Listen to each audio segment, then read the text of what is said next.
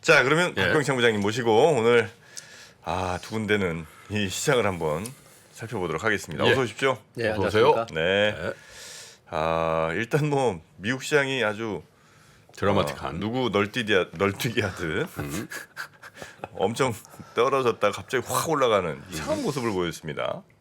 일단 평가는 뭐 급한 물 껐다, 한숨 돌렸다 이 정도의 최종 평가가 나오는 것 같습니다. 뭘로 한숨 돌린 거예요? 일단 어제 뭐 시장이 급락했으면 네. 사실은 전저점 깨고 급락했기 때문에 수급상으로 더 안 좋고 그렇죠. 굉장히 또 급락할 개연성이 있었는데 네.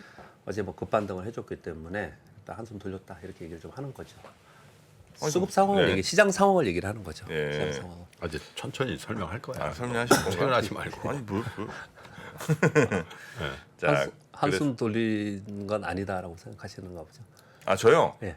아니 그러니까 저는 갑자기 그렇게 막 하루에 막 4%뭐 이렇게 이제 5%. 5%일까요? 네, 이렇게 왔다 갔다 하는 게 예. 뭔 조화인가 싶어서. 장중에 그렇게 큰 변동성을 주었던 거는 역대 한 4번째 정도 된다고 합니다. 그러니까 굉장히 큰 변동성을 어저께 준 거고요. 네. 사실 또 크게 의미를 두지 말자라고 하는 쪽도 맞고요. 좀 이따 말씀드리겠지만 또 굳이 또 의미를 안 두려고 또 하는 것도 또 아니다. 상당히 어제 중요한 하루였다. 이렇게 보시면 될 것 같습니다. 나스닥이 종가상으로 2.2% 상승했고 다우가 2.8%, S&P 500이 2.6% 하락을 했는데요. 네. 장중 저가가 나스닥이 3.1% 하락, 다우가 1.8% 하락, S&P 500이 2.3% 거의 하락이었습니다. 만 깨질 뻔했네요. 사실 1088포인트. 그러니까 거의 만 깨질 뻔했어. 예, 그렇습니다. 뭐 여러분 다 아시는 내용들은 그냥 두고요. 근데 네. 시장을 면밀히 보시지 않은 분들은 뭐 또 다시 한번 들어야 되고 또 상황이 어떤지를 좀 봐야 되기 때문에 네. 오늘 차트를 어제 움직임을 좀 보여드릴 그러시죠. 겁니다. 유가도 좀 올라왔고요. 달러스는 오히려 좀 떨어졌고 그리고 원화 약간 올라왔고 위안은 그대로입니다. 국제 수익률은 약간 올라온 그런 상황입니다. CPI 발표는 여러분 다 아시다시피 8.2%로 발표를 했는데요. 네. 전망이 8.1%였고 이번 주 내내 얘기한 게 이거죠. 전월비 0.4% 증가했는데요. 8.1%를 전후로 해서 그 위로 올라서면 시장이 충격을 줄 것이다. 또 아래로 가면은 또 시장이 화답을 할 것이다. 이렇게 월가에서 계속 얘기를 했던 부분입니다. 근데 시장 컨센보다 높게 나왔다라는 부분하고 그런 CPI가 6.6%로 나왔는데 시장 전반치하고 비슷하게 나왔습니다. 근데 전월 대비 0.6%로 요것을 이제 굉장히 좋지 않게 시장에서 반영을 좀 한 것입니다. 네. 그런데 급반등을 했잖아요. 급반등 이유에 대해서 오늘 자료들이 많이 나오고 있습니다. 그리고 월가의 자료도 나오고 있는데 여러 가지들을 이유를 두고 있습니다. 저도 여기 지금 텍스트에 보시면 다 물음표를 쳤습니다. 어떤 한 가지 이유 때문에 그런 건 아니고요. 전반적으로 어떤 이유에 있었든 간지 복합적으로 작용을 했다 이렇게 보시는 거고요. 첫 번째로는 최근에 단기 급락을 했잖아요. 좀 전에 김 프로님 말씀 주신 것처럼 나스닥이 10,000포인트를 위협하는 그런 그러니까. 상황까지 가 있는 상황이었습니다. 그러니까 1088이니까 600포인트가 올라온 거예요. 거의 6%가 올라온 겁니다. 그래서 단기 급락 후에 쇼커버의 영향력이 컸던 거다. 그리고 이제 쇼커버의 작용이 크다. 일단 이 이유를 하나를 들고 있는 것이고요. 두 번째는 어제 9시 반에 여러분들이 이 주식을 또 꼼꼼히 보시는 분들은 저도 9시 반에 계속해서 선물을 쳐다보고 있었는데 9시 반 그 순간에 영국의 파운드화가 강세였습니다. 약세가 아니고. 그런데 네. 왜 그랬냐면요. 영국 감세한 철회 또는 수정 논의가 진행되고 있다라는 지금 보도가 계속 나왔습니다.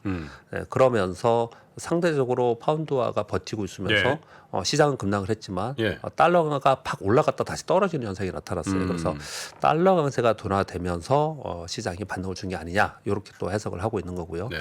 저는 세 번째, 그러니까 쇼커버하고 그리고 CPI 구성 항목의 분석 이게 가장 크지 않을까라고 생각하는데요. 어제 CPI가 8.2% 시장 전망치보다 높게 나온 이유 중에 하나가 CPI 구성 항목 중에서 20에서 30% 정도의 비중을 차지하고 있는 주거비, 네. 주거비가 안 내렸어요. 네. 그런데 이제 이걸 해석을 이제 여러 가지를 하고 있는데 이거 지난번에 제가 8월에도 설명을 한번 드린 바 있는데요. 그 렌트 그 집 주인에게 묻는다는 거죠. 월세를 얼마에 맞습니다. 내놓겠냐 이렇게 설문조사를 한다는 거예요. 그게 32.9% 중에 예. 거의 3분의 2가 그거예요. 그렇습니다. 그러니까 지금 이제 주택 가격이 떨어진다 하더라도 우리하고 똑같은 거예요. 실제로 주택 가격이 떨어진다 하더라도 매매는 지금 잘 거의 안 되고 있잖아요. 일부에서만 빠지면서 전체적으로 네. 퍼센테이지가 나오는 건데 그렇죠. 집주인의 입장에서는 그 임대료를 지금 내가 낮추겠다. 뭐 집값이 떨어지기 때문에 낮추겠다 이렇게 안 한다는 거죠. 그래서 굉장히 더디게 하락한다라는 부분이에요. 그래서 연준에서도 계속 CPI가 더디게 하락할 것이라는 것은 이런 부분을 감안한 게 아니냐 이렇게 얘기를 많이 하고 있는 거거든요. 결국은 더딘 하락이지만 결국은 이건 하락할 것이다라는 해석이 좀 나왔던 부분이 좀 하나가 네. 있었고요. 또 하나는 상품 쪽의 인플레이션, 그러니까 물가는 둔화됐습니다. 많이 둔화됐어요. 근데 서비스 쪽의 인플레이션은 계속 상승하고 있는 상황이거든요. 네. 이 PPI에서도 이 말씀을 드렸습니다. 근데 결국은 보면은 지금 긴축을 계속 하고 있고 네. 시장도 떨어지고 있고 그렇죠. 여러 가지 자산가격이 다 떨어지고 있는 상황인데 네. 서비스 쪽의 인플레이는 둔화되는 게 맞지 않냐. 결국은 시간 문제다. 어제 시장 전망치보다는 높게 나왔지만 결국은 하락하는 쪽으로 가고 있는 것은 맞지 않겠냐. 네. 이런 것들이 작용을 했던 것으로 좀 보여집니다. 여하튼 한 이 세 가지 정도에서 여러 가지 이유가 있는데 세 가지를 제가 텍스트로 가져왔는데 어떤 한 가지라기보다도 복합적으로 작용을 많이 복합적이다. 하면서 반등을 했는데 사실 제가 지금 오늘 차트를 여러 가지 가져왔습니다. 한번 좀 보여드리려고 하는데 이 시장 뭐 보신 분들은 다 있겠지만 안 보신 분들도 있으니까 보신 예. 분들은 다시 한번 보시기 한번 바랍니다. 보시죠. 어제 9시 반에 US 그 2000 종목에 그 미국의 선물 지수입니다. 9시 반 딱 되자마자 장대 음봉으로 내려갔죠. 그 CPI 발표 후에 이렇게 내려간 거예요. 그러니까 시간이 굉장히 중요합니다. 9시 반이었고요. 그 다음에 장이 시작하고 나서 반등을 준 거예요. 요 순간에 9시 반에 유가도 급락을 했죠. 네. 유가가 떨어졌다 올라온 겁니다. 그냥 올라간 상태가 아니고요. 네. WTI 유가의 차트이고요. 그 다음은 비트코인입니다. 네. 비트코인도 완전히 급락을 했었어요. 네. 그 순간에 그러다가 다시 올라온 그런 상황이고요. 이제 시간차를 제가 보면서 말씀을 드리는 겁니다. 독일이네요. 그리고 독일의 닥스 지수입니다. 닥스 지수가 플러스 1%에 있었거든요. 닥스 지수 먼저 시작하잖아요. 유럽은요. 플러스 1%에 있다가 마이너스 1% 이상까지 그냥 급락을 했어요. 그거 발표되자마자. 저게요. 그래서 어떤 걸 말씀드리고자 이런 거 하냐면 뭐다 보여드리고 설명을 드리고 하려고 하는 건데 미국의 물가 그리고 미국의 금리의 부분이 네. 유럽의 닥스 지수를 플러스 1%에서 마이너스 1%까지 끌어내리는 역할을 했다라는 거예요. 그만큼 굉장히 어제 큰 변동성을 줬다라는 설명을 드리려고 하는 거고요. 그다음에 미국의 달러 인덱스입니다. 달러 지수예요. 달러 지수가 113.8까지 급등을 했었어요. 그랬다 오히려 직전일보다 더 아래로 떨어졌습니다. 아하. 그래서 이거는 이제 파운드와 영향이 좀 있고 어제 시장에 영향을 준 부분이다. 이렇게 보시면 될 것 같고요. 우리 원화 보시면요, 1,445원 6원까지 급등했었습니다. 달러인덱스가 당연히 올라갔으니까 네. 우리 원화가 약세가 되면서 급등을 했다가 다시 내려온 그런 차트를 지금 보고 계시는 거고요. 그 다음에는 이제 나스닥 종합지수 아침에 개파랗게 시작해서 다시 올라왔습니다. 그리고 S&P 500의 이제 모양을 지금 보여주고 있는데 지금 어제 흐름의 차트를 전체적으로 좀 이렇게 보여드렸어요. 그런데 이제 종합해서 말씀을 좀 드리면 일단 거래량은 다우와 S&P 500은 조금 늘었어요. 그런데 나스닥은 그렇게 많이 늘지는 않았습니다. 어제 거래량이 급격하게 증가하면서 폭증했다면 의미를 상당히 뒀을 가능성이 높습니다. 네. 근데 거래량이 크지 않았다는 점 때문에 아직 반신반의하고 그리고 좀 더 지켜봐야 된다 이런 얘기들이 지금 나오고 있는 상황이고 또 한 가지는 다우나 S&P 500에 비해서 나스닥이 상대적으로 그 반등폭이 좀 작았습니다. 최근에 빠진 폭도 컸지만 물론 어제 기술주들이 한 3에서 4% 정도 반등을 줬거든요. 상대적으로 이렇게 나오는 것은 다음 주와 다다음 주에 빅테크들의 실적 발표가 있습니다. 이번 실적 발표를 염두에 두면서 상대적으로 반등의 폭이 좀 작았다. 그렇게 보시면 될 것 같고요. 그리고 아까 그 독일 시장을 말씀을 드렸듯이 지금 미국의 시장 자체가 아니고 미국의 물가와 기준금리의 이 폭으로 인해서 전 세계 시장이 이렇게 연동하고 있는 것이다라는 것들도 보여주고 있는 것이고요. 그리고 여기 금 가격도 그렇고 유가도 그렇고 뭐 구리 가격도 그렇고 전부 다들 지금 달러 인덱스 환율에 따라서 전체적으로 반대로 역의작용으로 지금 움직이고 있는 상황이거든요. 그러니까 결국은 어제 상황을 보면서 우리가 내린 결론은 아주 심플해졌습니다. 결국은 그냥 물가구나. 결국은 그냥 물가구나라는 쪽으로 그냥 심플해지는 답이 좀 내려온 거고요. 그래서 그 물가에 의해서 기준금리를 어느 정도까지 터미널 레이터 어디까지 갈 거냐 이게 뭐 여전히 다 알고 있었지만 그것을 확연하게 확인시켜준 하루였다. 근데 보여집니다. 저도 뭐 시장을 오래 본 사람 중에 한 명이잖아요. 네. 근데 저렇게 개파랗게 저렇게 갭을 바로 메우는 저게 네. 저 생각할 틈도 없이 한 거예요, 저게. 네, 곧바로 움직였습니다. 그렇잖아요. 네. 근데 저건 뭔가 다른 뭐가 있어야 되는데 그렇죠. 그냥 물가가 뭐 저 주거비 뭐 또 뭐 숏커버 그러니까 근데 이 퀘션 마크 세 개를 다니까 예. 오히려 사실 두려울 때는 빠질 때는 예. 왜 빠지는지 모르겠다고 할 때가 제일 답답한 건데. 네네. 그래서 오늘 하루 종일 적어 가지고 얘기하게 될 거야 아마. 예, 예, 저게 그렇습니다. 도대체 왜 저렇게 됐나. 예. 그죠? 예, 거의 비슷비슷한 얘기를 좀 했을 것 같은데 네. 가장 어제 급반등을 했던 이유 중에 가장 무게감이 있는 거는 쇼커버이다. 쇼커버가 쇼커버? 가장 많았고요. 수급. 예, 수급 때문에 그랬다라는 게 가장 많고요. 네. 그 다음에는 이제 CPI의 그 구성 종목의 항목을 볼 때, 항목을 볼 때 결국은 둔화되는 쪽으로 가는 것이 맞지 않겠냐 이런 얘기들을 지금 하고 있는 그런 상황이에요. 아니 숏 커버라는 게 예, 예를 들면 공매도를 쳤는데 예. 가격이 오르니까 이걸 뭘 했다는 거잖아요. 그 밑에서 이제 이익 실현한 거죠. 매수한 거죠, 주식을.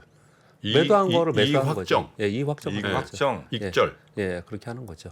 그게 지금 물량이 이렇게 많이 왔을 수 있다. 예, 그래서 저 최근 들어서 계속 말씀을 드리는 부분이 가만히 보면은 지난 2주 동안은 보면요 시장의 변동성이 굉장히 컸지만 주요 지표들이 크게 움직이지 않았어요. 유가, 달러인데스, 뭐 환율, 뭐 그리고 국제 수익률 이게 급격하게 어제 같은 경우에는 이제 변동성을 주면서 움직였지만 그게 급격하게 움직이지 않았거든요. 그런데 종목별로 급격하게 급등락하는 거 보면 수급적 요인이 훨씬 더 크다라는 거죠. 시장이 그만큼 좀 아니, 심리적으로 근데 이제 취약한 저런 상태라는 거잖아요. 거죠. 만약에 우리나라에서 저런 차트가 나왔으면 당연히 이런 해석을 하거든. 아 저거요. 네. 개인들 투매가 나왔고요. 신용매물 터졌고요. 예. 예? 그거를 기관 딱 하고 있던 외국인 기관이 들어가서 감아 올렸네요. 뭐 이렇게 우리가 통상 얘기하는데 예, 많이 얘기 많이 합니다. 미국 시장 그게 없잖아. 예, 대부분 예, 다 기관이고 네. 외국인 투자자의 개념 자체가 없는 데니까. 네네. 그렇잖아요. 예. 그럼 뭐 다 기관 하더라도 뭐 난다긴다 하는 모건 스탠리, 골만삭스 무슨 그렇잖아요. 네. 근데 왜 저렇게 급하게 판 사람이 있고 예. 왜 저렇게 급하게 감아 올린 예. 사람이 있을까? 예. 아 진짜 아니 근데 좋아요. 좋은데 예. 좋긴 도대체 한데 모르겠다. 도대체 뭐냐 이거지. 그런데 지금 김프로님 말씀이 맞는 말씀인데요. 저는 이제 시장을 보면서 네. 미국은 유동성도 풍부하고 그래서 함부로 뭐 공매도 하고 했다고 해서 막 급하게 빠지고 급하게 오르고 그러지는 않잖아요. 근데 제가 이례적으로 이번 주에 그 캐시우드에 대해서 약간 비판적인 발언을 좀 한 적이 있었잖아요. 그러니까 너무 일방적으로 한쪽으로 계속 수급이 몰아가는 걸 보면서 공매도는 또 공격을 하고 이런 것들이 굉장히 많이 보였어요 그동안에. 그러니까 수급적 요인에 의해서 시장이 움직이는 것들이 지금 미국에서는 많이 벌어지고 있다라는 거죠. 그렇게 좀 해석이 좀 되고 있습니다. 그래서 지금 사실 어제 우리 시장은 뭐 설명할 필요도 없이 급락을 했는데요. 그거 아무튼 잠깐 하고 좀 지금 어제 상황도 네네. 다시 말씀드리겠습니다. 어제 코스피 1.8% 하락을 했고 코스닥이 3% 가까이 하락을 했는데요. 어제 가만히 보시면 어제 옵션 만기일이었어요. 그 아침부터 외국인들이 선물 매도를 했거든요. 선물을 1조 2천억 정도 매도를 했어요. 그래서 프로그램 매도가 약 6,600억 정도 나왔거든요. 근데 어제 수급을 보면 외국인들이 2천억 정도 순매수로 끝났습니다. 이거 장 끝나기 직전까지 약 700억 정도 매도였거든요. 그러니까 막판에 산 겁니다. 한 2,600억 정도 산 거예요. 결국은 어제 옵션 만기일 영향으로 인해서 프로그램 매도에서 시장은 전반적으로 약세였고요. 시장이 약세인 가운데 CPI 발표에 대해서 두려움이 있었고 공포 심리가 있었단 말이에요. 그러다 보니까 종목별로는 그냥 공포에 의한 매도가 나와서 종목별로는 급락을 하고 그리고 프로그램 매도로 인해서 지수가 하락을 한 건데 가만히 보시면 또 어제 SK 하이닉스 플러스였습니다. 그러니까요. 어제 SK 하이닉스 플러스였어요. 그리고 삼성전자 마이너스 1%였습니다. 이 얘기는 어제 외국인들이 삼성전자, SK 하이닉스 둘이 합쳐서 약 1,000억 정도 순매수를 했거든요. 마지막까지 들어온 거예요. 그러면 좀 전에 말씀드린 것과 같이 미국도 지금 수급적 요인에 의해서 이런 변동성이 굉장히 심하고 또 올라올 때도 급하게 올라오고 이런 것들처럼 네. 우리 시장도 수급 영향을 훨씬 더 지금 많이 받고 있다. 이렇게 보여지는 거예요. 그래서 어떤 생각이 많이 드냐면은 오늘 제가 공매도 얘기는 별로 안 했는데 지금 공매도 얘기를 잠깐 드려볼까 합니다. 일단 우리 시장 공매도 얘기를 잠깐 드리면서 매크로 시장 말씀드리면요. 일단 어제 그 옵션 만기일 충격과 CPI 공포 매도로 인해서 급락을 했고 또 미국 시장이 어떻든 간에 반등을 했고 그 반등하고 나서 아까 김프로님이 이제 경험이 많으시니까 말씀을 주셨는데 만약에 지금 여러분 시간의 거래에서 보면은요. 플러스 4% 났던 게 오늘 시간의 거래에서 마이너스 2% 3% 다시 빠진다. 그렇죠. 그럼 해프닝으로 끝나는 거예요. 근데 지금 보니까 지금 들어오기 전에 보니까 약보합 정도예요.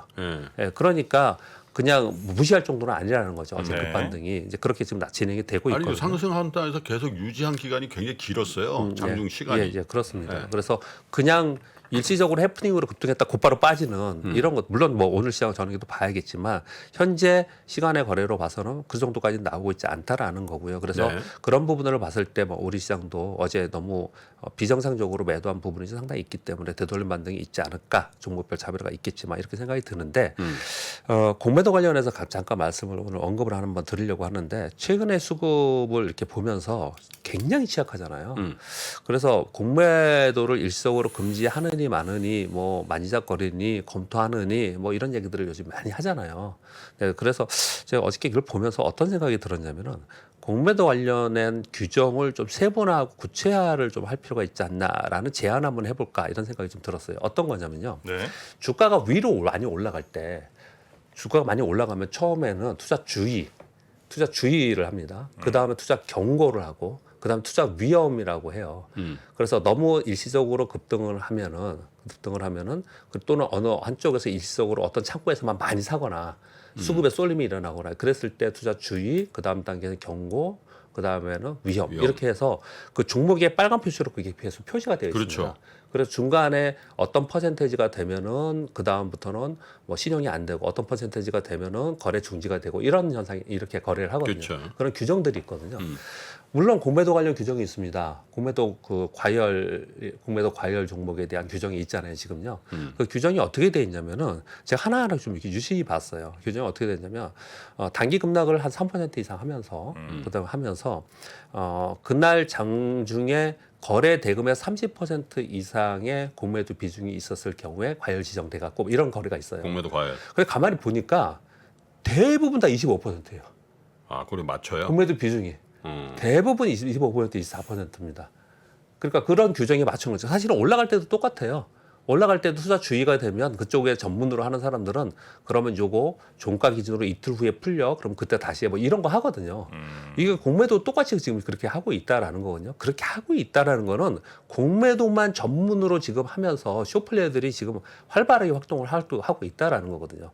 그래서 어떤 생각이 들었냐면은 물론 뭐 여러 가지 발언이 되게 많겠지만 일단 그냥 한 가지만 말씀드리면 우리가 지금 공매도 과열 종목이거나 공매도가 과해서 이 종목이 향후에 어떻게 되겠다 이런 종목에 대해서 인식 자체가 급등했던 종목들을 우리가 바로바로 알 수 있습니다. 왜냐하면 다 표시가 되어 있어요. 근데 공매도에 대해서는 표시가 안 돼 있습니다. 저는 그다 꼬리표를 다 달았으면 합니다. 꼬리표 그냥 아예 다 달아가지고 얘는 공매도에서 이것도 똑같이 그냥 공매도 과열이 아니고 똑같은 거잖아요. 올라갈 때 주의, 경고, 위험하듯이 공매도도 떨어질 때 주의, 경고, 위험해서 급락을 해서 어떤 기준에 넘어가면 그게 표시가 되면 이제 예. 아, 요걸 반대 포지션에서 훅 들어올려서 그런 사람이 나올 수도 있겠죠. 아. 그런 사람이 있을 수도 있겠죠. 근데 지금은 우리는 이제 그렇게 지금 정확하게 알지 못하는 그 부분이 기술적으로는 뭐 충분히 기술적으로 할 수 구현할 있겠죠. 예. 아, 그래요? 예. 그렇게 조금 더 세분화하고 구체화해서 그 부분에서 인식을 시키고 해야지만 이 공매도 플레이어들이 물론 공매도 플레이어들을 막 다 싸잡아서 욕할 수 있는 부분은 아니라고 저는 생각을 하지만 워낙에 지금 취약한 상황 속에서 주가가 반대로 생각하는 거예요. 그냥 일반론을 얘기하는 겁니다. 주가가 급락했을 때는 급등했을 때는 우리가 위험하니까 주의해라 이렇게 얘기하잖아요. 그러면 공매도가 많아서 급락한 종목은 위험하다 주의해라라는 거는 공매도 세력가들한테도 얘기를 해줘야 되는 거 아니에요? 그들에게 반대로 그걸 우리가 똑같은 상황에서 보면은요. 공매도 안 친 사람들이 활용하게 아니면은 그 사람들도 거기에 인식이 되어 있으면 내가 이거 공매도 계속 치고 있는데 이 투자자들이 다 인식이 되어 있어 이러면은 조금 더 경각심이 있을 수도 있잖아요. 그러니까 한 사례를 드는 건데 그런 부분들을 좀 하나하나 조금 더 구체적으로 할 필요가 있지 않나. 왜 공매도에서 저는 뭐 별로 언급을 안 드렸는데 오늘 이렇게 언급을 드리냐면은 지금은 이거는 투자 심리가 안 좋으니까 그런 공포 심리 속에서 이건 그냥 거의 대부분 알고리즘 매도 아니면 공매도예요. 그리고 공매도도 사실은 이런 게 있지 않습니까? 우리 그 해지성 매도는 또 인정하잖아요. 네. 근데 해지성 매도가 정말 해지성 매도인지 그거 아마 되게 어려울 거예요. 그거 다 점검하기 굉장히 어려울 겁니다. 그렇지만 그런 것들을 해내야지만 공매도를 딱히 다 그냥 금지하는 게 너무 어렵다면 그런 것들 하나하나들 해내야 되지 않을까 지금 상황에서는. 왜냐하면 종목들을 보면은요 정말 수급 없이 빠지는 게 너무 많습니다.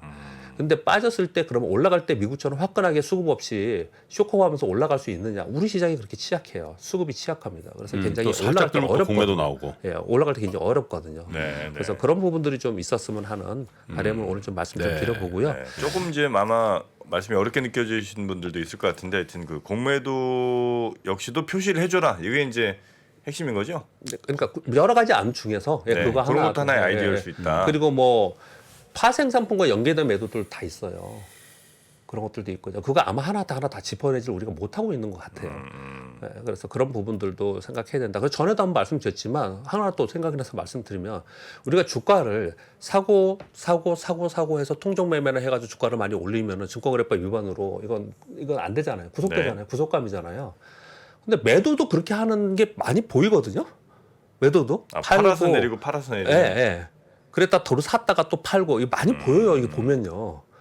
근데 그런 것들에 대한 그 잡아낼 수 있는 시스템을 더 많이 우리 강구해야 되지 않을까. 지금 이런 상황에서는 제도 자체를 못 끊는다면 네. 그런 생각이 들어서 제가 한번 말씀드렸고요. 네. 그리고 빠르게 이슈 좀 살펴볼까요? 그런 시간이 많이 됐네요.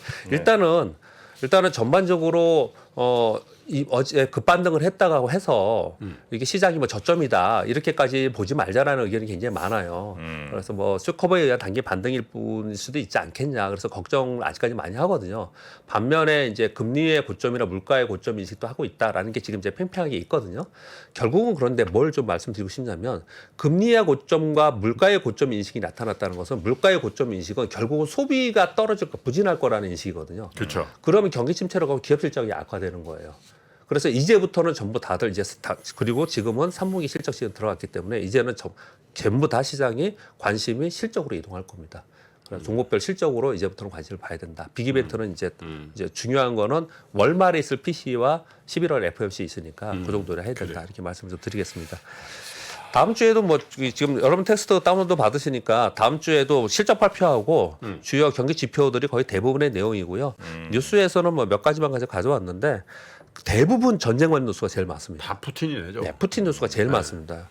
그래서 지금 뭐 일단 미국의 중간 선거를 앞두고 굉장히 이렇게 격한 목소리도 굉장히 많고 또 뭐 푸틴이 트리키에서 대통령과 평화회담을 뭐 하겠다 뭐 이런 얘기도 나오고 또 손상되지 않은 가스관을 통해서 트리키를 통해서 EU에 우리 꼭 공급 재개하겠다 뭐 이런 얘기도 나오고 가스를 공급 재개하겠다고 그랬는데 EU가 거절을 네, 했어요. 이유는 또 거절하고 뭐 이런 얘기들이 계속 나오고 있거든요, 지금요. 그래서 지금 가만히 생각해 보면은 여러 가지의 지금의 상황에서 이 전쟁이 굉장히 큰 역할을 하고 있지 않습니까? 영향을 주고 있지 않습니까? 그래서 이런 뉴스들을 계속해서 여러분들이 추적해서 변화가 어떻게 되고 있는지가 시장에 많이 영향을 줄 것이다. 그렇게 보시면 될 것 같습니다. 알겠습니다. 네. 자, 오늘도 함께해 주신 박병창 부장님 금요일까지 고생 많으셨고요. 다음 주 월요일에 뵙겠습니다. 감사합니다. 고맙습니다. 최근에 이제 매크로 경제 환경에서 가장 많이 나오는 얘기가 이제 인플레이션이죠. 이 매크로 경제라는 게 우리 일상생활에서나 아니면 투자에서나 굉장히 큰 영향을 주는 게 맞는 것 같습니다. 매크로 경제에서 가장 중요한 게 금리, 환율, 물가 이런 거거든요. 금리가 높을 때 유리한 기업이 있고 금리가 낮을 때 유리한 기업이 있을 겁니다. 환율이 높을 때 유리한 기업이 있고 환율이 낮을 때 불리한 기업이 있을 겁니다. 유불리를 논하면서 같이 그 기업에 대한 분석을 하거나 투자를 하는 게 조금 더 도움이 되지 않을까요? 상반기 최고의 베스트셀러 인플레이션에서 살아남기. 지금 서점에서 확인하세요.